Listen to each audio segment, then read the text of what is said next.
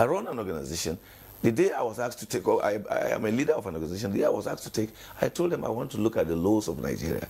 What did the law say about this, about this, about this? They said, no, must we do that? I said, no, you must do it.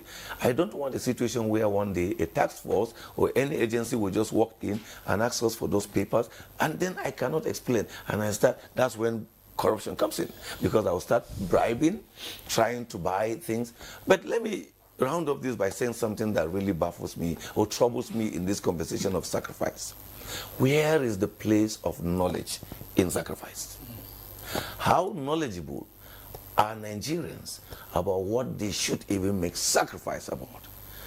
We have a document. Some of you talked about purpose, you talked about promises, and I say we have a document called the Constitution of Nigeria. In that constitution, those who take over office, let me use the familiar one, comes in periodically to take oath of office. And in the oath, they are making promise to us that I promise that I will defend, protect the Constitution. And one part of the Constitution says, I promise that I will defend and protect lives and properties of the citizens. That's a promise. You don't even need another. Keep that promise and see whether you won't win the heart of Nigerians.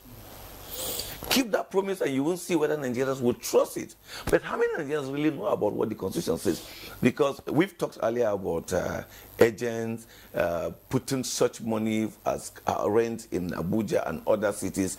I know the Lagos State Governor is doing something about that, asking that, no, can we make it, you must only collect monthly, because people are not being paid yearly, they are paid monthly. And how do you expect them? You know, all this lack of obeying our simple laws are the reason people are corrupt, are the reason people are trying to save their names and have to do dirty things. But when we protect them from people who will exploit them, from people who will force them to do corrupt things just to solve family issues, from people who would force them to do corrupt things just to pay school fees, now they know government is protecting them. You won't come and chase them. A policeman knows by law, no one should just go to the police station and ask him to come and eject me as a tenant, because there's a law guiding it, and he's not going to do that. So tenants, of course, they must also play their role by paying their rent, but they are protected by law, so nobody come and disgrace them and embarrass them. Now, when you ask such people to make sacrifice for the good of Nigeria, even when you make derogatory statement about Nigeria, they will speak back, fight back.